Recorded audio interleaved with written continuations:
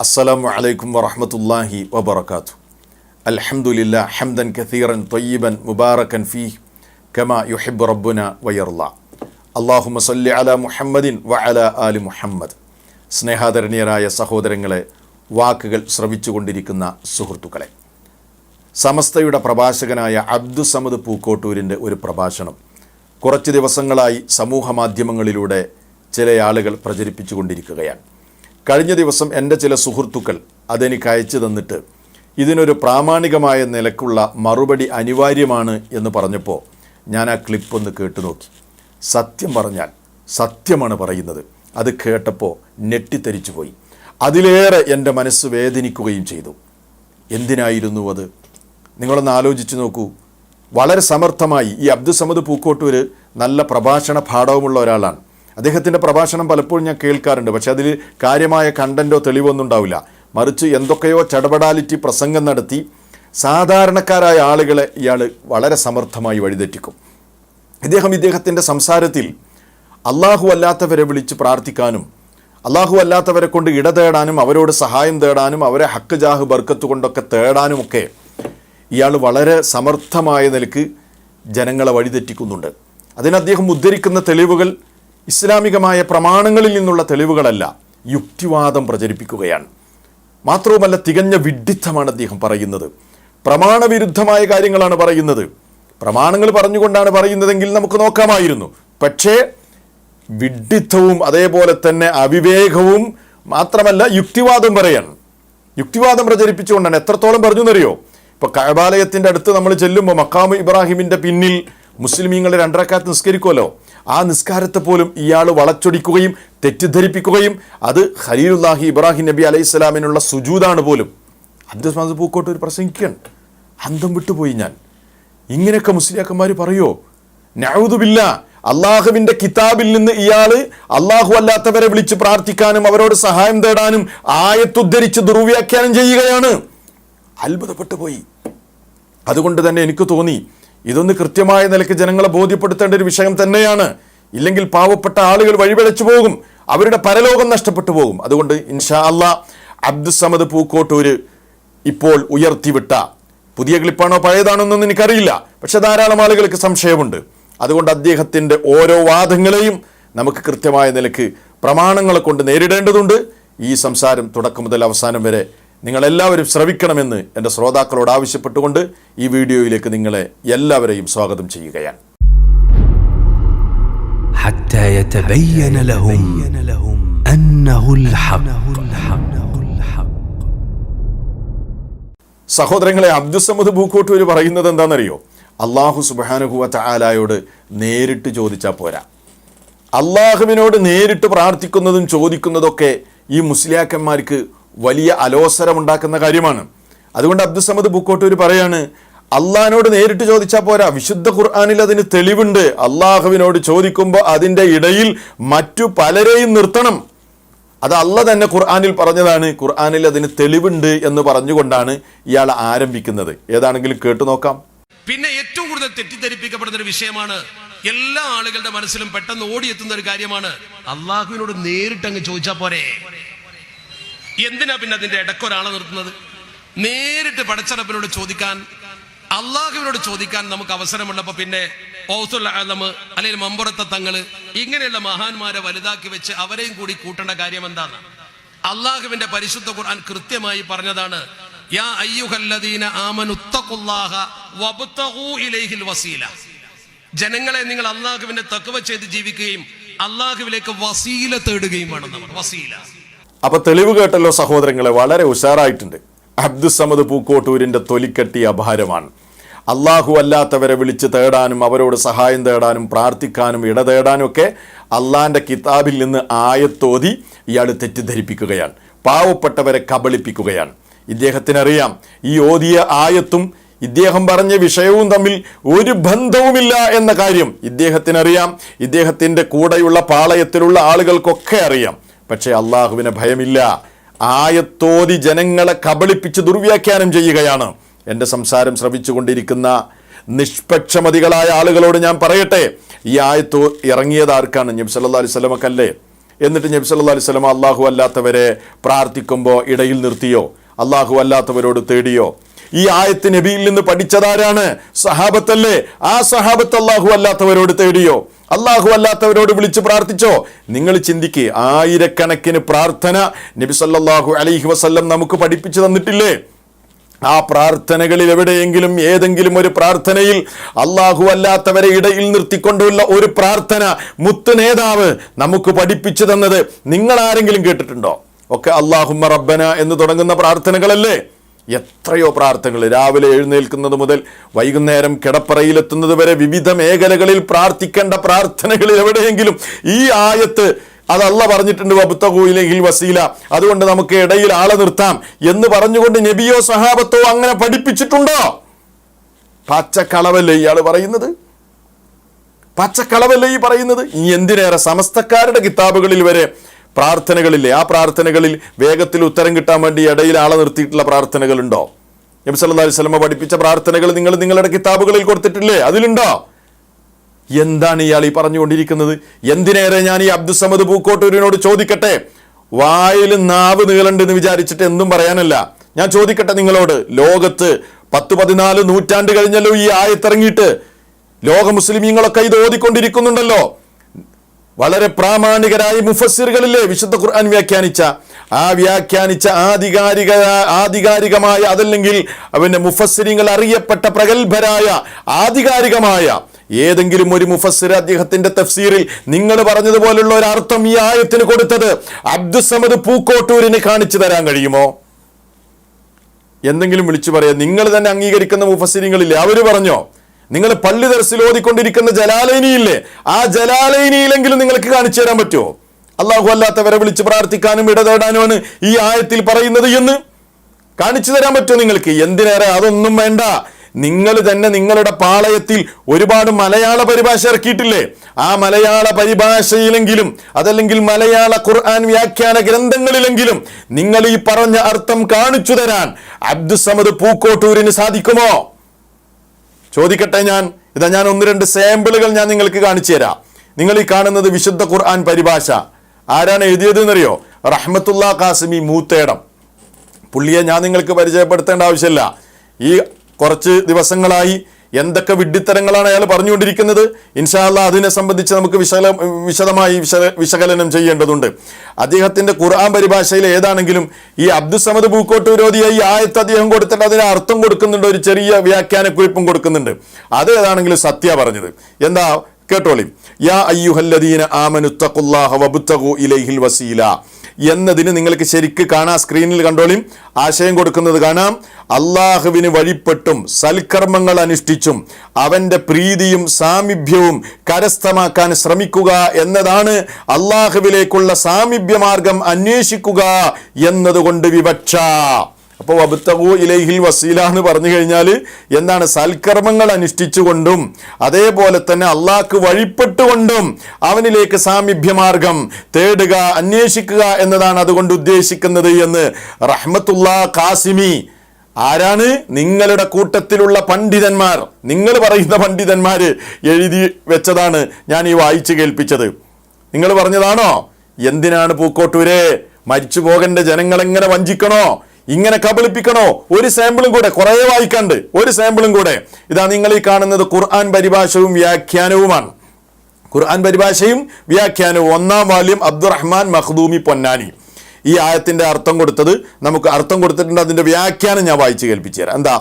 അള്ളാഹുവിങ്കലേക്ക് എത്തിക്കുന്ന മാർഗം തേടുക, അതായത് അവനെ അനുസരിക്കുകയും സൽക്കർമ്മങ്ങൾ അനുഷ്ഠിക്കുകയും ചെയ്യുക എന്നതാണ് വബ്തഗൂ ഇലൈഹിൽ വസീല എന്ന് പറഞ്ഞാൽ അതുകൊണ്ട് ഉദ്ദേശിക്കപ്പെടുന്നത് എന്ന് നിങ്ങൾ അംഗീകരിക്കുന്ന നിങ്ങളുടെ കിതാബുകളിൽ നിന്നാണ് ഞാൻ വായിച്ചത്. അവിടെ പോലും നിങ്ങൾ ഈ പറഞ്ഞ ആശയമില്ല.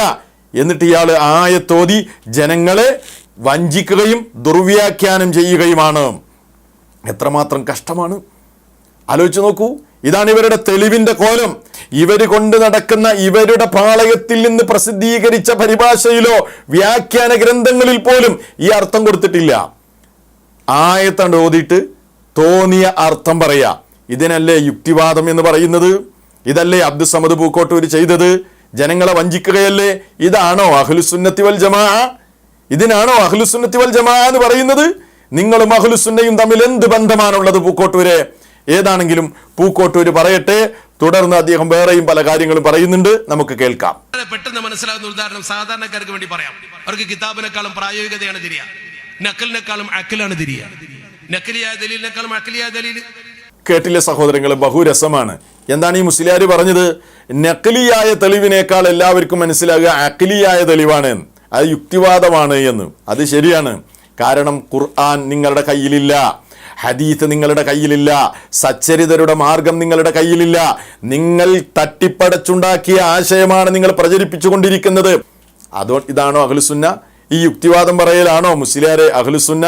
നിങ്ങൾ ഓതിയ ആയത്തിന്റെ കോലം തന്നെ നമ്മൾ കാണിച്ചെന്നില്ലേ?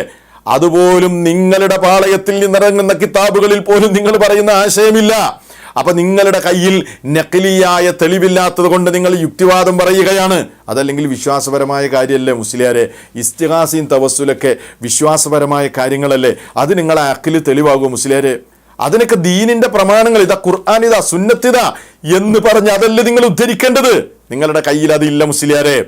ഇനിയോ ഈ അഖിലിയായ തെളിവുണ്ടല്ലോ യുക്തിവാദം, അതോ അത് തികഞ്ഞ വിഡ്ഢിത്വമാണ്, പറയുന്നത് മണ്ടത്തരമാണ്. കേൾക്കാം. ഇപ്പൊ നമ്മൾ ഓരോരുത്തരും പരിശുദ്ധമായ ഹജ്ജ് കർമ്മത്തിന് പോകുന്നു, അല്ലെങ്കിൽ നമ്മൾ പരിശുദ്ധ മക്കയിലെ ഹറമിലേക്ക് പോകുന്നു. ഉംറക്കാകട്ടെ ഹജ്ജിനാവട്ടെ വെറുതെ ആവട്ടെ, അവിടെ ചെന്ന് മസ്ജിദുൽ ഹറാമിൽ നമ്മൾ കടന്നാൽ, മക്കത്തെ പള്ളിയിൽ കടന്നാൽ ആദ്യമായി ചെയ്യേണ്ടത് ത്വവാഫാണ്. ഈ ത്വവാഫ് നമ്മൾ ചെയ്താൽ പിന്നെ നമ്മൾ അടുത്ത പടി 2 റക്അത്ത് നമസ്കാരമാണ്. ഈ 2 റക്അത്ത് നമസ്കാരം എവിടെയാണ് നിസ്കരിക്കേണ്ടത്? സാധാരണക്കാരോടാണ് ഞാൻ പറയുന്നത്, പണ്ഡിതന്മാർക്ക് ഇത് കേൾക്കേണ്ട ആവശ്യം ഉണ്ടാവില്ല. ആ നിസ്കാരം നമ്മൾ നിർവഹിക്കേണ്ടത് ശരിക്കും നമ്മൾ മനസ്സിൽ കൊള്ളുന്നത് എവിടെയാ? മനസ്സിൽ കൊള്ളുന്നത് ഏറ്റവും നല്ല സ്ഥലം കഅബയുടെ ഉൾഭാഗമാണ്. കഅബയുടെ ഉള്ളിൽ നിസ്കരിക്കണം, അതല്ല ഏറ്റവും പുണ്യം. നമുക്ക് സാധാരണക്കാർക്ക് കഅബയിലേക്ക് കയറാൻ കഴിയില്ലെങ്കിൽ പൂട്ടിയിട്ടിരിക്കുകയാണെങ്കിൽ ഹിജ്ർ ഇസ്മായിൽ എന്ന് പറയുന്ന സ്ഥലമുണ്ട്, അത് കഅബയിൽ പെട്ടതാ. ഹിജ്ർ ഇസ്മായിൽ കയറിയിട്ട് നിസ്കരിക്കണം. അവിടെ നിസ്കരിക്കാൻ പറഞ്ഞില്ലല്ലോ. നിസ്കരിച്ചാൽ ശരിയാവും, അത് വേറെ കാര്യം. ഒന്നാം സ്ഥാനം അവിടെ അല്ല. അത് കഴിഞ്ഞാൽ പിന്നെ നമുക്ക് ഏറ്റവും കൂടുതൽ നിസ്കരിക്കാൻ താല്പര്യമുള്ള സ്ഥലം ഏതാ? ഹജറുൽ അസ്വദിന്റെ മൂല. എന്താ അതിന്റെ പ്രത്യേകത? അവിടെ വെച്ചിട്ട് നമ്മൾ ദുആ ചെയ്ത് വലല്ലാലീൻ എന്നൊക്കെ പറഞ്ഞ് ദ്വാരക്കുമ്പോൾ ആമീൻ പറയില്ല. ആരാ ആമീൻ പറയാ? നമ്മളല്ല. ഉക്കില ബിഹി 70 മലക്ക, 70 മലക്കുകളോട് ആമീൻ പറയണ്ടോ? 70 മലക്കുകൾ അവിടെ നിസ്കരിച്ചൂടെ? അല്ല ഏറ്റവും നല്ലത്? അതല്ലെങ്കിൽ അതിന്റെ തൊട്ടപ്പുറത്ത് വാതിൽ പടിയിൽ ജനങ്ങൾ ഒട്ടി നിൽക്കുന്ന മുൽത്തസമുണ്ട്, അവിടെ എന്ത് ചോദിച്ചാലും അല്ലാഹു ഉത്തരം തരും. എന്താ അവിടെ നിസ്കരിക്കാൻ പറഞ്ഞില്ല? എവിടെയാ നിസ്കരിക്കാൻ പറഞ്ഞത്? മഖാം ഇബ്രാഹിമിന്റെ പുറകിൽ. എന്താ മഖാം ഇബ്രാഹിമിന്റെ പ്രത്യേകത? ഇബ്രാഹിം നബി അലൈഹി സ്വലാത്തു വസ്സലാം കഅബ നിർമ്മിക്കുമ്പോൾ കയറി നിന്നൊരു കല്ലുണ്ട് അവിടെ. ആ കല്ല് ഒരു പ്രത്യേക കൂട്ടിൽ അവിടെ സൂക്ഷിച്ചിട്ടുണ്ട്. ആ കല്ലിന്മേൽ ഇബ്രാഹിം നബി തങ്ങളുടെ കാൽപാദത്തിന്റെ പതിഞ്ഞ അടയാളമുണ്ട്. അപ്പൊ നമ്മളിങ്ങനെ അതിന് പിന്നിൽ തക്ബീർ കെട്ടി നിൽക്കുമ്പോൾ സത്യത്തിൽ ഇബ്രാഹിം നബിയുടെ കാലിന്റെ ചുവട്ടിൽ പോയി സുജൂദ് ചെയ്യാൻ പോവാണ്. നല്ല തൗഹീദും ഉറച്ച വിശ്വാസമുള്ള ഒരാളെ മനസ്സിൽ ചിന്തിക്കൂലേ, പടച്ചവനെ നിനക്ക് ഞാൻ ചെയ്യുന്ന സുജൂദ് എന്തിനാ ഇബ്രാഹിം നബിയുടെ കാൽക്ക പോയി ചെയ്യുന്ന ഒരു ശിർക്കാവൂലേ? എങ്ങനെയുണ്ട്? മരണപ്പെട്ടു പോയ ആളുകളെ വിളിക്കാൻ മുസ്ലിയാർ കൊണ്ടുവരുന്ന യുക്തിവാദമാണ് നിങ്ങൾ കേട്ടത്. എന്തൊരു കഷ്ടമാണ്, എന്തൊരു ദുർവ്യാഖ്യാനമാണിത്. പാവപ്പെട്ടവരെ കബളിപ്പിക്കുകയല്ലേ? മഖാമു ഇബ്രാഹിമിന്റെ പിന്നിൽ നിന്നുള്ള 2 റക്അത്ത് നിസ്കാരം, അത് ഇബ്രാഹിം നബി അലൈഹി സ്വലാമിനുള്ള സുജൂദാണ് പോലും.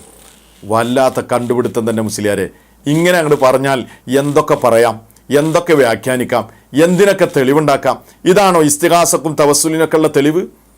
ഇതാണോ തെളിവ് മുസ്ലിയാരെ? അങ്ങനെ പറഞ്ഞാൽ എന്തിനാണ് മക്കത്ത് പോകുന്നത് മുസ്ലിയാരെ? ഇവിടെ നമ്മൾ പള്ളിയിൽ ജമാഅത്തായിട്ട് നിസ്കരിക്കുമ്പോൾ 1ാമത്തെ സഫിൽ നിൽക്കുന്നവരുടെ പിന്നിൽ നിന്ന് നിസ്കരിക്കുന്ന 2ാമത്തെ സഫ്, 3ാമത്തെ സഫൊക്കെ മുമ്പിൽ നിൽക്കുന്ന നമസ്കരിക്കുന്ന ആളുകളുടെ കാലിൻ്റെതായല്ലേ സുജൂദ് ചെയ്യുന്നത്? അത് അവർക്കുള്ള സുജൂദാണെന്ന് പറയാൻ പറ്റുമോ മുസ്ലിയാരെ? എന്ത് ആന വിഡ്ഢിത്തമാണ് നിങ്ങൾ പറയുന്നത്? ലോക മുസ്ലിമീങ്ങൾ ഇത് മനസ്സിലാക്കിയിട്ടുണ്ടോ? ഇബ്രാഹിം നബി അലൈഹി സ്വലാമിനുള്ള സുജൂദാണത്. മഖാം ഇബ്രാഹിമിന്റെ പിന്നിലുള്ള നിന്നുള്ള നിസ്കാരം ലോകത്തുള്ള മുസ്ലിമീങ്ങൾ അങ്ങനെ മനസ്സിലാക്കിയോ? ലോകത്തുള്ള മുസ്ലിമീങ്ങൾ, ഞങ്ങൾ മുസ്ലിമീങ്ങൾ മനസ്സിലാക്കിയത് എന്താണെന്നറിയോ? എന്തുകൊണ്ടാണ് അങ്ങനെ ചെയ്യുന്നത്? മഖാമു ഇബ്രാഹിമിന്റെ പിന്നിൽ നിന്നുകൊണ്ട് മുസ്ലിമീങ്ങൾ എന്തുകൊണ്ട് 2 റക്അത്ത് നിസ്കരിക്കുന്നു? അല്ലാഹു സുബ്ഹാനഹു വ തആലയുടെ കൽപ്പന ശിരസാവഹിക്കുകയാണ് ചെയ്യുന്നത്. വതഖറബൻ ഇലൈഹി, അവനിലേക്ക് സാമീപ്യം ആഗ്രഹിച്ചുകൊണ്ട് അല്ലാഹു പറഞ്ഞു നിങ്ങൾ അവിടെ വെച്ച് നിസ്കരിക്കുക എന്നത്. അത് റബ്ബിന്റെ കൽപ്പനയാണ്. ആ കൽപ്പന ശിരസാവഹിച്ചുകൊണ്ട് അതിന്റെ യുക്തിയോ ഉദ്ദേശമോ തത്വമോ ഹിക്മത്തോ ഒന്നും അന്വേഷിക്കാതെ ലോകത്തുള്ള മുസ്ലിമീങ്ങൾ അല്ല കൽപ്പിച്ചു എന്നതുകൊണ്ട് മാത്രമാണ് അത് ചെയ്യുന്നത്. അതല്ലാതെ അത് ഇബ്രാഹിം നബി അലൈഹി ഇസ്ലാമിനുള്ള സുജൂദാണെന്ന് ലോകത്തുള്ള മുസ്ലിമീങ്ങൾ ആരും മനസ്സിലാക്കിയിട്ടില്ല. ഇസ്ലാമിന്റെ ഇബാദത്തുകളൊക്കെ അങ്ങനെയാണ്. അതിന്റെ യുക്തിയും അതിന്റെ തത്വമൊന്നും അതിന്റെ ഹിക്മത്തൊന്നും ആർക്കും അറിയില്ല. അതൊക്കെ അള്ളാഹു കൽപ്പിച്ചതുപോലെ ചെയ്യുക. തവാഫ് എന്താ 7 ചുറ്റ് മുസ്ലിയാരെ? അതിന്റെ ഹിക്മത്ത് എന്താ? അറിയില്ല. അത് അങ്ങനെയാ പഠിപ്പിച്ചത്. സഅയ് എന്തിനാണ് 7 പ്രാവശ്യം ചെയ്യുന്നത്? അത് അങ്ങനെയാ പഠിപ്പിച്ചത്. എന്തിനാണ് ഹജ്ജിന്റെയും ഉംറയുടെയും ഒക്കെ വിവിധങ്ങളായ കർമ്മങ്ങൾ, അറഫ, മിന, മുസ്ദലിഫ, എന്താണത്? അതൊക്കെ പഠിപ്പിക്കപ്പെട്ടതുപോലെ ചെയ്യുന്നു. ഇതാണ് അതിന്റെ ഉദ്ദേശം. ഇപ്പൊ ഹജറുൽ അസ്വദിനെ ചുംബിക്കുന്ന കാര്യം തന്നെ അതിപ്പോ സ്വർഗത്തിൽ നിന്ന് വന്ന കല്ലല്ലേ? ഇപ്പൊ നമ്മുടെ യുക്തി എന്താ പറയുന്നത്? സ്വർഗത്തിൽ നിന്ന് വന്ന കല്ലാണ്, അതുകൊണ്ട് അതിനെ ചുംബിക്കുക എന്ന നിലക്കാണ് യുക്തിപരമായി അതിനെ നേരിടുമ്പോൾ അതിനെ കാണുമ്പോൾ ചില ആളുകൾ പറയാം. പക്ഷെ അങ്ങനെയല്ല. മഹാനായ ഉമർ ബിൻ ഖത്താബ് റളിയല്ലാഹു അൻഹു പറഞ്ഞത് എന്താണ്? ഇന്നി ലാ അഅലമു അന്നക ഹജർ, എനിക്കറിയാം നീ ഒരു കല്ല് മാത്രമാണ്. ലാ തളുറു വലാ തൻഫഉ, ഉപകാരമോ ഉപദ്രവമോ ചെയ്യില്ല. സ്വർഗത്തിൽ നിന്ന് വന്ന കല്ലാണെന്ന് ഉമർ റളിയല്ലാഹു അൻഹുവിന് അറിയാം. എന്നിട്ട് ഉമർ റളിയല്ലാഹു അൻഹു പറയാണ്, നിന്നെ ചുംബിക്കാൻ അതിന്റെ പേരിൽ ഞാൻ തയ്യാറല്ല. മറിച്ച് നബി സല്ലല്ലാഹു അലൈഹി വസല്ലം നിന്നെ ചുംബിക്കുന്നത് ഞാൻ കണ്ടതുകൊണ്ട്, എൻ്റെ പ്രവാചകന്റെ ചര്യ അനുധാവനം ചെയ്തുകൊണ്ടാണ് ഞാൻ നിന്നെ ചുംബിക്കുന്നത് എന്നാണ് ഉമർ റളിയല്ലാഹു അൻഹു പറഞ്ഞത്. അതല്ലാതെ അതിൻ്റെയൊക്കെ യുക്തി തേടിപ്പോവലല്ല, ഇല്ലാത്ത വ്യാഖ്യാനങ്ങൾ ഉണ്ടാക്കലല്ല. ലോക മുസ്ലിമീങ്ങൾ മനസ്സിലാക്കിയതിന് എതിരെ പറഞ്ഞ് യുക്തിവാദം പറഞ്ഞുകൊണ്ട് ഈ നിലക്ക് ജനങ്ങളെ വഴിതെറ്റിക്കലല്ല. മഖാമു ഇബ്രാഹിം എന്ന കല്ല് അതിന് പോരിശുണ്ട് എന്ന് പറഞ്ഞുകൊണ്ട് അതിനെ തവാഫ് ചെയ്യാൻ പറ്റുമോ? ദീന് പഠിപ്പിച്ചിട്ടില്ല. അതിനെ ചുംബിക്കാൻ പറ്റുമോ മുസ്ലിയാരെ? ഹജറുൽ അസ്വദിനെ ചുംബിക്കുന്നത് പോലെ പറ്റൂല. അതിന് തൊട്ടുമുത്താൻ പറ്റുമോ? പറ്റുകയില്ല. അതിന് എന്തെങ്കിലും ഉപകാരമോ ഉപദ്രവമോ ചെയ്യാൻ കഴിയുമെന്ന് വിശ്വസിക്കാൻ പറ്റുമോ മുസ്ലിയാരെ? പറ്റൂല. അല്ല കാണുന്നത് പോലെ കാണുകയും കേൾക്കുകയും ചെയ്യും ആ കല്ല് എന്ന് വിശ്വസിക്കാൻ പറ്റുമോ മുസ്ലിയാരെ? പറ്റൂല. എന്തുകൊണ്ടാണ് ഇതെല്ലാം പറ്റാത്തത്? ഇതൊന്നും ദീന് പഠിപ്പിച്ചതല്ല. മറിച്ച് പഠിപ്പിച്ചിടത്ത് നിൽക്കുക, പഠിപ്പിച്ചതുപോലെ ചെയ്യുക, അള്ളാഹുവിലേക്ക് തഖർറുബ് ആഗ്രഹിക്കുക. ഇതാണ് അതിനെ സംബന്ധിച്ച് മുസ്ലിമീങ്ങൾ മനസ്സിലാക്കിയത്. ഇത് നിങ്ങൾ തന്നെ പറയുന്നുണ്ട്. നിങ്ങൾ തന്നെ അറിയാതെ ആദ്യം നിങ്ങൾ കൊണ്ടുവന്ന യുക്തിവാദത്തെ നിങ്ങൾ തന്നെ പൊളിച്ചെടുക്കുന്നുണ്ട് മുസ്ലിയാരെ. നിങ്ങൾ പറയുന്നത് തന്നെ വൈരുദ്ധ്യാത്മകമാണ്. മുസ്ലിയാരെ ആദ്യം കൊണ്ടുവന്ന മുസ്ലിയാരുടെ ആ ചീട്ടുകൊട്ടാരത്തെ മുസ്ലിയാർ തന്നെ തച്ച് തകർക്കുന്നത് നിങ്ങൾക്കൊന്ന് കേൾക്കാം. അങ്ങനെ ചിന്തിക്കാനേ പാടില്ല. മതത്തിൽ നിന്ന് പുറത്തു പോകുന്ന കാരണം അള്ളാഹു നേരെ പറഞ്ഞതാ, വത്തഖിദൂ മിൻ മഖാമി ഇബ്രാഹിമ മുസല്ല, നിങ്ങൾ ഇബ്രാഹിം മഖാമിനെ മുസല്ലയാക്കണം. എന്താ കാരണം? കേട്ടില്ലേ സുഹൃത്തുക്കളെ, വിരോധാഭാസമല്ലേ? മുസ്ലിയാർ ആദ്യം പറഞ്ഞുകൊണ്ട് വന്നതിനൊക്കെ മുസ്ലിയാർ ഇവിടെ തകർത്തിരിക്കുകയാണ്. ഇതാണ് ഞങ്ങളും പറയുന്നത്. നിങ്ങൾ അള്ളാഹു അല്ലാത്തവരെ വിളിച്ച് പ്രാർത്ഥിക്കാൻ ഇതൊന്നും തെളിവായി കൊണ്ടുവരുത് നിങ്ങളെ യുക്തിവാദം കൊണ്ട്. അത് സുജൂദും അല്ല, ഒന്നുമല്ല. മറിച്ച് അള്ളാഹ് അവിടെ നിസ്കരിക്കാൻ പറഞ്ഞു, മുസ്ലിമികൾ നിസ്കരിക്കുന്നു, അവിടെ നിന്നാ മതി. അതല്ലാതെ നിങ്ങളുടെ പിഴച്ച ശിർക്കൻ വിശ്വാസത്തിന് ഇതേപോലെയുള്ള യുക്തിവാദവുമായി വരരുത് എന്നാണ് മുസ്ലിയാരോട് പറയാനുള്ളത്. പിന്നെ മുസ്ലിയാർ പറയാണ്, ദീനിൽ ഇവർ കൊണ്ട് നടക്കുന്ന ഈ അന്ധവിശ്വാസങ്ങളും ശിർക്കിനൊക്കെ തെളിവ് ഇമാം അബൂ ഹനീഫ നബി സല്ലല്ലാഹു അലൈഹി വസല്ലമയെ കൊണ്ട് തവസ്സുൽ ചെയ്തു പോലും അത് ഇസ്ലാമിന്റെ വലിയ തെളിവാണ് എന്നാണ് മുസ്ലിയാർ പറയുന്നത്.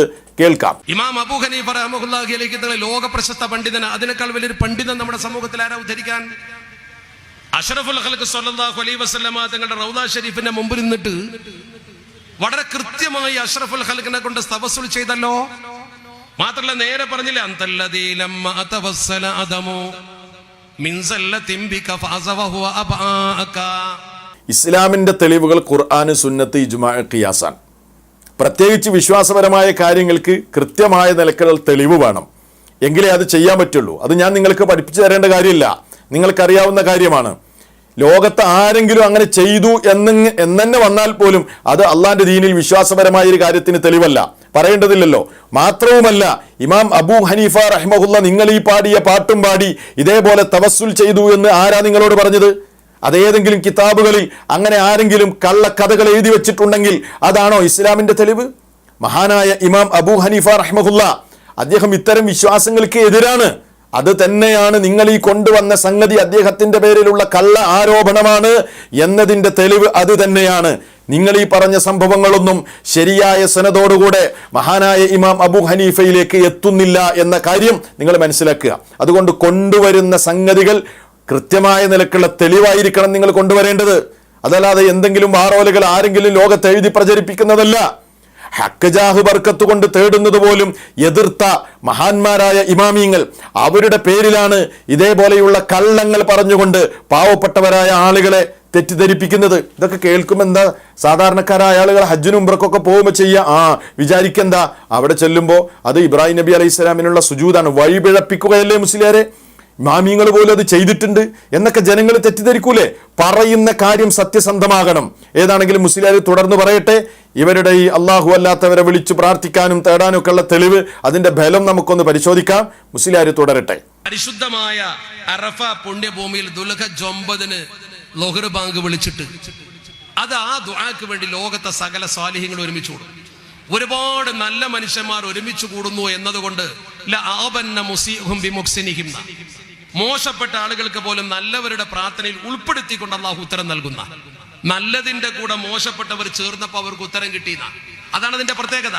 എല്ലാ നല്ല മനുഷ്യന്മാരും ഒരേ ലക്ഷ്യത്തിന് വേണ്ടി ഒരുമിച്ച് കൂടുന്നത് കൊണ്ട്, അപ്പോൾ നല്ല മനുഷ്യരുടെ സാന്നിധ്യത്തിൽ, നല്ല മനുഷ്യരുടെ കേന്ദ്രത്തിൽ പോയി ദുആ ചെയ്താൽ, മമ്പർ തങ്ങൾ സ്വാലിഹായ മനുഷ്യനായിരുന്നു, ആ കാര്യത്തിൽ ആർക്കും തർക്കമില്ല. മഹാന്റെ മക്ബറയിൽ പോയി അദ്ദേഹത്തെ മുൻനിർത്തി ദുആ ചെയ്യുമ്പോൾ അദ്ദേഹത്തിൽ നിന്നുള്ളൊരു ഗുണം അള്ളാഹു വഴി നമുക്ക് കിട്ടും. കേട്ടില്ലേ സഹോദരങ്ങളെ, അബ്ദുസമദ് പൂക്കോട്ടൂരിന്റെ തെളിവിന്റെ കോലമാണിത്. അറഫയിൽ ലോക മുസ്ലിമീങ്ങൾ അള്ളാഹുവിനോട് വിളിച്ച് തേടുന്നതാണത്രേ. അള്ളാഹു അല്ലാത്തവരോട് വിളിച്ച് തേടാനും മക്ബറിന്റെ അടുത്ത് പോയി ആ കബറാളിയോട് വിളിച്ച് തേടാനൊക്കെ ഉള്ള തെളിവ് വല്ലാത്തൊരു തൊലിക്കട്ടി തന്നെ. അപാരമാണ് അബ്ദുസമദ് പൂക്കോട്ടൂരിന്റെ തൊലിക്കട്ടി. ഞാൻ കുറെ ചിന്തിച്ചു, ഇയാളുടെ വിശ്വാസവും അറഫയിലുള്ള പ്രാർത്ഥനയും തമ്മിൽ എന്ത് ബന്ധമാണുള്ളത്? ലോക മുസ്ലിമീങ്ങൾ അറഫയിൽ ഒരുമിച്ച് കൂടി ഏകനായ റബ്ബിനോട് വിളിച്ച് തേടുകയാണ്. തൗഹീദിന്റെ വിളംബരമാണ് അവിടെ നടക്കുന്നത്. ആ തൗഹീദിനെ ഈ ശിർക്കിലേക്ക്, അതല്ലെങ്കിൽ ശിർക്കിന് തെളിവായി കൊണ്ടുവരിക എന്ന് പറയുമ്പോൾ ഇത് തമ്മിൽ എന്ത് ബന്ധമാണ് മുസ്ലിയാരെ ഉള്ളത്? നിങ്ങൾ അള്ളാഹു അല്ലാത്തവരെ വിളിച്ച് പ്രാർത്ഥിക്കുകയും ഇടതേടുകയും ചെയ്യുന്ന സംഗതിക്ക് അറഫയിൽ ഹാജിമാര് ഒരുമിച്ച് കൂടി അള്ളാഹിനോട് തേടുന്നത് എന്ത് തെളിവാണ്? അവിടെ സ്വാലിഹീങ്ങളെല്ലാം ഒരുമിച്ച് കൂടുന്നത് കൊണ്ടാണ് ഉത്തരം കിട്ടുന്നത് എന്നാണ് മുസ്ലിയാർ പറയുന്നത്. മുസ്ലിയാരെ, ഇത് നിങ്ങളുടെ വാദത്തിന് തെളിവല്ല. അറഫയിൽ ഏതെങ്കിലും ഖബറിൽ കിടക്കുന്ന മഹാന്മാരെയാണോ ഹാജിമാര് വിളിച്ചു തേടുന്നത്? എന്താ നിങ്ങൾ ഈ പറയുന്നത്? ഇനി പോകട്ടെ, അറഫയിൽ ഒരുമിച്ച് കൂടുന്ന ഹാജിമാരുടെ ഹക്ക് ജാഹ് ബർക്കത്ത് കൊണ്ടാണ് അവിടെ ഒരുമിച്ച് കൂടുന്ന മുസ്ലിമീങ്ങൾ തേടുന്നത് എങ്കിലെങ്കിലും ഇയാളുടെ വാദത്തിന് എന്തെങ്കിലും തെളിവുണ്ടായിരുന്നു? ഒരു ബന്ധമല്ലാത്ത കാര്യങ്ങൾ പറഞ്ഞുകൊണ്ട് ജനങ്ങളെ വഴിതെറ്റിക്കുകയും തെറ്റിദ്ധരിപ്പിക്കുകയുമാണ് ചെയ്യുന്നത്. ഇതും നിങ്ങളുടെ ഖബറുകളിൽ, നിങ്ങൾ കെട്ടിയുണ്ടാക്കിയ ഖബറുകളിൽ നടക്കുന്ന ശിർക്കൻ വിശ്വാസവും തമ്മിൽ എന്ത് ബന്ധമാണുള്ളത്? ഒരു ബന്ധമില്ല. ഇപ്പൊ ഹാജിമാർ ഒരുമിച്ച് കൂടുന്നത് കൊണ്ടാണ് അവർക്ക് ഉത്തരം കിട്ടുന്നത് എന്നാണല്ലോ ഇപ്പൊ നിങ്ങൾ പറഞ്ഞു വെക്കുന്നത്. അതുകൊണ്ട് അതേപോലെ ഖബറിന്റെ അടുത്ത് പോയി, മമ്പുറത്തും മറ്റിടത്തൊക്കെ പോയിട്ട് ഞങ്ങൾ അള്ളാഹിനോടാണ് പ്രാർത്ഥിക്കുന്നത്, അവിടെ പ്രാർത്ഥിച്ചാൽ ഉത്തരം കിട്ടുന്നതാണ് മുസ്ലിയാര് പറഞ്ഞു വെക്കുന്നത്. അത് മുസ്ലിയാരെ നിങ്ങളുടെ കീശയിൽ നിന്ന് കൊണ്ടുവന്ന ആശയമാണ്. അറഫയിൽ ഹാജിമാര് പ്രാർത്ഥിച്ചാൽ ഉത്തരം കിട്ടുമെന്ന് പഠിപ്പിച്ചത് അള്ളാഹുവിന്റെ ദീനാണ്, മുഹമ്മദ് നബി സല്ലല്ലാഹു അലൈഹി വസല്ലമാണ്. എന്നാൽ ഏതെങ്കിലും ഒരു മഖബറയുടെ അരികിൽ നിന്നുകൊണ്ട് പ്രാർത്ഥിക്കൽ പ്രത്യേക ഫളിലാണ്. അവിടെ ദുആക്ക് ഇജാബത്ത് കിട്ടുന്ന സ്ഥലമാണ്. അതുകൊണ്ട് അവിടെ പോയി പ്രാർത്ഥിക്കണം എന്ന് നബി സല്ലല്ലാഹു അലൈഹി വസല്ലം പഠിപ്പിച്ചത്, സ്വഹാബത്ത് മനസ്സിലാക്കിയത്, സച്ചരിതര് മനസ്സിലാക്കിയത് അബ്ദുസമദ് പൂക്കോട്ടൂരിന് കാണിക്കാൻ പറ്റുമോ? നിങ്ങളുടെ കീശയിൽ നിന്ന് നിങ്ങൾ ഖിയാസാക്കുക, നിങ്ങൾ യുക്തിവാദം പ്രചരിപ്പിക്കുക, അള്ളാന്റെ ദീനിന് അതിന് തെളിവില്ല എന്ന് മാത്രവുമല്ല, അറഫയിൽ ഹാജിമാർ അള്ളാഹിനോട് പ്രാർത്ഥിക്കുന്നത് പോലെയാണോ നിങ്ങൾ നിങ്ങളുടെ മഖ്ബറകളിൽ പ്രാർത്ഥിക്കുന്നത്? ഇപ്പൊ മമ്പുറത്ത് ആ മമ്പുറം തങ്ങളെയല്ലേ വിളിച്ച് പ്രാർത്ഥിക്കുന്നത്? എത്ര നിങ്ങൾക്ക് സാമ്പിളുകൾ ഞാൻ കാണിച്ചു തരും. മമ്പുറം തങ്ങളുടെ മൗലിദ്, നിങ്ങൾ എഴുതി വെച്ച നിങ്ങളുടെ കിതാബുകൾ, എത്ര എണ്ണം ഉദാഹരണം ഞാൻ നിങ്ങൾക്ക് കാണിച്ചു തരാം. എത്ര എണ്ണം വേണം നിങ്ങൾക്ക് പറഞ്ഞോ? അടുത്തെന്റെ സംസാരത്തിൽ ഞാൻ കാണിച്ചു തരാം നിങ്ങൾക്ക്. അള്ളാഹു അല്ലാത്തവരെ വിളിച്ച് പ്രാർത്ഥിക്കുന്ന എത്ര ഉദാഹരണങ്ങൾ. ഉമ്മയെ വിളിക്കുന്നത്, വീഴാൻ പോകുമ്പോൾ ഉമ്മയെ വിളിക്കുന്നത് പോലെയാണോ നിങ്ങൾ നിങ്ങളുടെ മഹാന്മാരെ വിളിക്കുന്നത്? നിങ്ങൾ വിളിച്ചാൽ വിളിപ്പുറത്തവർ ഓടി വരുമെന്നും അവർ നിങ്ങളെ സഹായിക്കുമെന്നും എപ്പോൾ വിളിച്ചാലും എവിടെ നിന്ന് വിളിച്ചാലും അവർ കേൾക്കുമെന്നും വിശ്വസിച്ചുകൊണ്ടല്ലേ നിങ്ങൾ അവരെ വിളിക്കുന്നത്? അങ്ങനെ വിളിക്കൽ അനുവദനീയമാണെന്ന് നിങ്ങളുടെ കിതാബുകളിലും പ്രസിദ്ധീകരണങ്ങളിലും നിങ്ങൾ എഴുതി വെച്ചതിന്റെ എത്രയെത്ര ഉദാഹരണം നിങ്ങൾക്ക് വേണം? ചോദിച്ചോ, തരാം. ലോകത്തുള്ളവരുടെയൊക്കെ ആവശ്യവും പട്ടിണിയും പ്രയാസവും ദൂരീകരിക്കാൻ കഴിവുള്ളയാളാണ് മമ്പുറം തങ്ങൾ. അതുകൊണ്ട് അയാളെ വിളിച്ച് പ്രാർത്ഥിക്കുന്ന വരികൾ നിങ്ങൾക്ക് ഞാൻ കാണിച്ചു തരണോ? എന്തിനാണ് മുസ്ലിയാരെ അറഫയും നിങ്ങളുടെ മമ്പുറം തങ്ങളെ വിളിയും നിങ്ങളുടെ മഖ്ബറകളൊക്കെ ഖിയാസാക്കി ജനങ്ങളെ തെറ്റിദ്ധരിപ്പിക്കുന്നത്? ഇതൊന്നും ആളുകൾക്ക് മനസ്സിലാവില്ല എന്നാണോ താങ്കൾ വിചാരിക്കുന്നത്? തികഞ്ഞ യുക്തിവാദവും അബദ്ധ ജടിലമായ വിഡ്ഢിത്തരങ്ങളുമാണ് നിങ്ങൾ പറഞ്ഞുകൊണ്ടിരിക്കുന്നത്. അതാണ് നിങ്ങൾ പറഞ്ഞുകൊണ്ടിരിക്കുന്നത്.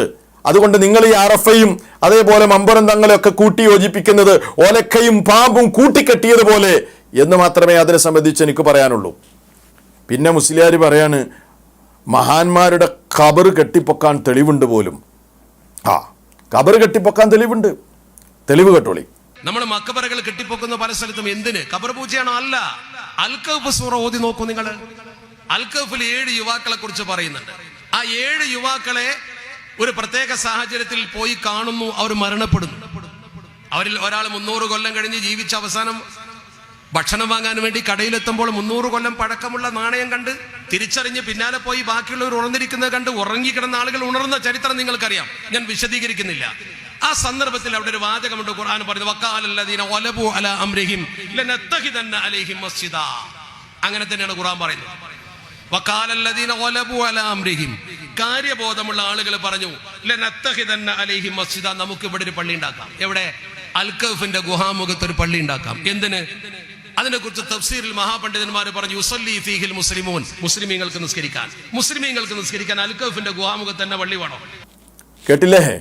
സൂറത്തുൽ കഹ്ഫിനാ ഓതിയത്, ആയത്താ ഓതിയത്. എന്താ തെളിവ്! നല്ല തെളിവല്ലേ മുസ്ലിയാരെ? ഞാൻ ചോദിക്കട്ടെ അബ്ദുസമദ് പൂക്കോട്ടൂരിനോട്, ഈ ആയത്തിറങ്ങിയത് അള്ളാന്റെ റസൂലിനല്ലേ? നബി സല്ലല്ലാഹു അലൈഹി വസല്ലമക്കല്ലേ ഈ ആയത്തിറങ്ങിയത്? എന്നിട്ട് എന്തുകൊണ്ട് നബി സല്ലല്ലാഹു അലൈഹി വസല്ലം ഖബർ കെട്ടിപ്പൊക്കാൻ പാടില്ല എന്ന് പറഞ്ഞു? കെട്ടിപ്പൊക്കിയ ഖബർ തട്ടി നിരപ്പാക്കണമെന്ന് അള്ളാന്റെ റസൂൽ എന്തുകൊണ്ട് പറഞ്ഞു? ഇമാമിങ്ങൾ ഈ ഹദീസ് തെളിവ് പിടിച്ച് ഖബർ പൊളിച്ചു നീക്കണം എന്ന് എന്തുകൊണ്ടാണ് പറഞ്ഞത്? മുസ്ലിയാരെ? ഇങ്ങനെ ഒരു ആയത്ത് അള്ളാന്റെ കിതാബിൽ ഖബർ കെട്ടിപ്പൊക്കാനുണ്ടെങ്കിൽ, തെളിവുണ്ടെങ്കിൽ നബി സല്ലല്ലാഹു അലൈഹി വസല്ലം അതിനെതിരെ പറയോ? അള്ളാന്റെ കിതാബിന്, അള്ളാഹുവിന്റെ കലാമിന് എതിരെ നബി സല്ലല്ലാഹു അലൈഹി വസല്ലം പറയോ? അപ്പൊ നബി സല്ലല്ലാഹു അലൈഹി വസല്ലമക്ക് മനസ്സിലായത് അള്ളാന്റെ റസൂലിന് ഇറക്കപ്പെട്ട ഈ ആയത്തിന്റെ ഉദ്ദേശം അതല്ല എന്ന് വളരെ വ്യക്തമല്ലേ? നബിയിൽ നിന്ന് ആയത്ത് പഠിച്ച് അതിന്റെ ഉദ്ദേശം പഠിച്ച സ്വഹാബിമാര് അവരാരെങ്കിലും മഹാന്മാരുടെ ഖബർ കെട്ടിപ്പൊക്കിയോ? എന്തിനേറെ നബി സല്ലല്ലാഹു അലൈഹി വസല്ലമയുടെ ജീവിത കാലത്ത് പോലും മഹാന്മാരായ പല സ്വഹാബിമാരും വഫാത്തായില്ലേ? എന്തുകൊണ്ട് അവരുടെ ഖബർ അള്ളാഹുവിന്റെ റസൂല് ഈ ആയത്ത് തെളിവോതിക്കൊണ്ട് അതല്ലെങ്കിൽ ഈ ആയത്തിന്റെ വെളിച്ചത്തിൽ കെട്ടിപ്പൊക്കിയില്ല? മറുപടി നിങ്ങൾ പറയണം. കബളിപ്പിക്കരുത് നിങ്ങൾ. ലോകം കണ്ട ഏറ്റവും വലിയ മഹാനാരാണ്? നബി സല്ലല്ലാഹു അലൈഹി വസല്ലമാണ്. ആ മുത്തു നേതാവ് വഫാത്തായിട്ട് അവിടുത്തെ ഖബർ എങ്ങനെ ആയിരുന്നുവെന്ന് ആ ഖബർ നേരിട്ട് കണ്ട സഹാബിമാര് നമുക്ക് പറഞ്ഞു തന്നിട്ടില്ലേ? ഭൂമിയിൽ നിന്ന് എത്ര അള്ളാന്റെ റസൂലിന്റെ ഖബർ ഉയർത്തിയത്? ഷിബ്റൻ ഔ നഹ്വ ഷിബ്രിൻ. ഹദീസ് ഞാൻ ഓതി തരണോ? നിങ്ങൾക്കറിയില്ലേ? ഒരു ചാണോ അതല്ലെങ്കിൽ ഒരു ചാണിനോളം നബിയുടെ ഖബർ ഉയർത്തി ഭൂമിയിൽ നിന്ന് ഖബറാണെന്ന് തിരിച്ചറിയാൻ. സൂറത്തുൽ കഹ്ഫിൽ ഈ തെളിവുണ്ടായിട്ട്, ഈ ആയത്തുണ്ടായിട്ട് ഇതൊക്കെയാണ് മുൻഗാമികൾ ചെയ്തത്. അപ്പൊ നിങ്ങൾ ഓതിയ ആയത്ത് അതിനുള്ള തെളിവല്ല എന്ന് അതിൽ നിന്ന് തന്നെ വ്യക്തമല്ലേ? അതിന്റെ തഫ്സീറിലേക്കും മറ്റിലേക്കും ഒന്നും ഞാൻ പോകണ്ട. ഏതൊരു സാധാരണക്കാരനും മനസ്സിലാകുന്ന നിലക്കാണ് ഞാൻ ഈ കാര്യങ്ങൾ പറയുന്നത്. അപ്പൊ ചുരുക്കത്തിൽ സഹോദരങ്ങളെ, തികഞ്ഞ വിഡ്ഢിത്തരങ്ങളും യുക്തിവാദവുമാണ് ഈ അബ്ദുസമദ് പൂക്കോട്ടൂർ പറഞ്ഞിട്ടുള്ളത്. ഇസ്ലാമിക പ്രമാണങ്ങളുമായി യാതൊരു ബന്ധവുമില്ല. പറഞ്ഞ കാര്യങ്ങൾ തന്നെ യുക്തിവാദം തന്നെ തികഞ്ഞ അബദ്ധജടിലവും വിഡ്ഢിത്തരവും നിറഞ്ഞ കാര്യങ്ങളാണ് എന്ന് മനസ്സിലാക്കുക. അതുകൊണ്ട് ഈ രൂപത്തിലുള്ള മുസ്ലിയാക്കന്മാരുടെ ഈ വാചക കസർത്തുകളിൽ ആരും പെട്ടുപോകണ്ട. പരലോകം നഷ്ടമാകും. അല്ലാത്തവരെ വിളിക്കാനാണ് ഈ നിലക്കുള്ള പൊട്ടൻ വാദങ്ങളുമായി ഈ മുസ്ലിയാർ വന്നിട്ടുള്ളത്. പറഞ്ഞത് അധികമായി പോയിട്ടുണ്ടെങ്കിൽ ഇത് കേൾക്കുന്നവരോട് ഞാൻ ക്ഷമ പറയുകയാണ്. കാരണം ശിർക്കിലേക്ക് കൊണ്ടുപോകാനാണ് ഈ നിലക്കുള്ള മുടന്ത ന്യായങ്ങളുമായി മുസ്ലിയാക്കന്മാർ വരുന്നത്. അതിനെ പ്രമാണങ്ങളുമായി നേരിടുക എന്നത് നമ്മുടെ ബാധ്യതയായതുകൊണ്ടാണ് ഈ ഒരു ക്ലിപ്പിന് നമ്മൾ മറുപടി പറയുന്നത്. കാര്യങ്ങൾ കൃത്യമായി മനസ്സിലാക്കുക. തൗഹീദിൽ അള്ളാഹു നമ്മെ ഉറപ്പിച്ചു നിർത്തുമാറാകട്ടെ. അവസാനം ലാ ഇലാഹ ഇല്ലല്ലാഹ് പറഞ്ഞുകൊണ്ട് മരണപ്പെടുന്ന ഭാഗ്യവാന്മാരിൽ അള്ളാഹു നമ്മെ ഏവരെയും ഉൾപ്പെടുത്തി അനുഗ്രഹിക്കുമാറാകട്ടെ. വസ്സലാമു അലൈക്കും വറഹ്മത്തുള്ളാഹി വബറകാതുഹു.